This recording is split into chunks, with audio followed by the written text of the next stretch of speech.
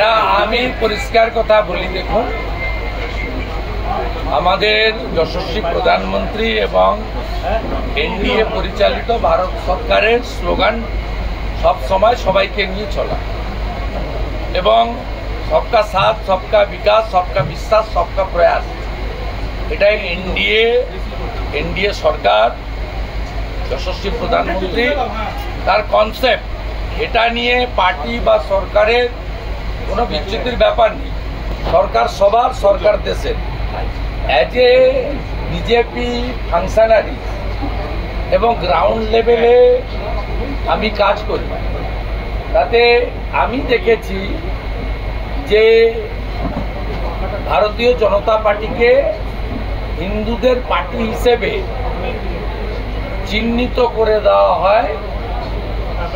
সেটা বিশেষ করে আমাদের এই রাজ্যে, আমি অন্য রাজ্যের কথা বলবো না, মমতা ব্যানার্জি বিশেষভাবে এটা করেন এবং তার ফলে আমার নিজের ইলেকটোরাল এরিয়ায় আমি দেখেছি প্রধানমন্ত্রী আমার এবং প্রাক্তন তমলুকের এমপির রেকমেন্ডেশনে পিএম কেয়ার থেকে অর্থ দেওয়ার পরেও ভোট সে অন্য কাউকে দিতে পারে। সে প্রধানমন্ত্রীর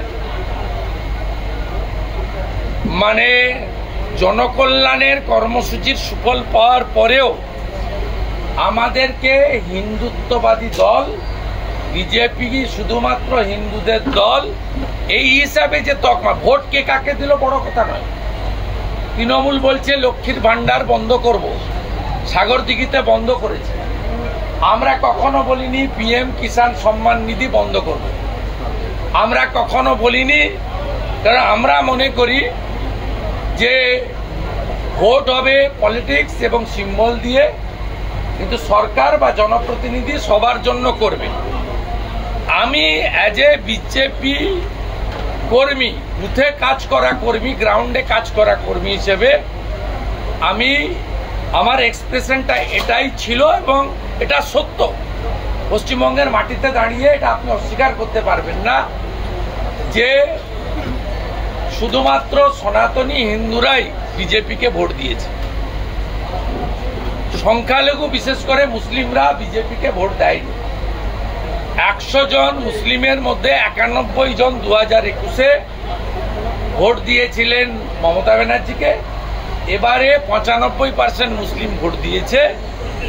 সেই কারণে আমি রাজনৈতিক আমার অ্যাঙ্গেল থেকে বলেছি, এর সঙ্গে ভারত সরকারের ডেভেলপমেন্টের কাজ, ভারত সরকার বা জনপ্রিয় প্রধানমন্ত্রীর সবকা সাথ, সবকা বিকাশ, সবকা বিশ্বাস, সবকা প্রয়াস এই স্লোগানের কোনো সম্পর্ক নেই। আমি বলেছি বিজেপি তাদের সঙ্গেই থাকা উচিত রাজনৈতিকভাবে, যেহেতু এটা রাজনৈতিক প্রোগ্রাম ছিল, এটা কোনো অ্যাডমিনিস্ট্রেটিভ প্রোগ্রাম ছিল না। যে আমার সাথে আছে আমি তার সাথে আছি, তার মানে এটা ভারতীয় জনতা পার্টির মেম্বারশিপ দেওয়ার ক্ষেত্রে হতে পারে, ভারতীয় জনতা পার্টির পদাধিকারী কার্যকর্তা নির্বাচনের ক্ষেত্রে হতে পারে, ভারতীয় জনতা পার্টির বুথ ম্যানেজমেন্ট টিম তৈরি করার ক্ষেত্রে হতে পারে, ভারতীয় জনতা পার্টির মোর্চার কার্যকর্তা তৈরি করার ক্ষেত্রে হতে পারে। এর সঙ্গে এনডিএ সরকার প্রধানমন্ত্রীর স্লোগানকে দয়া করে মেলাবেন না। It's a completely a small BJP worker as per his ground reality এবং last experience of the last parliament election.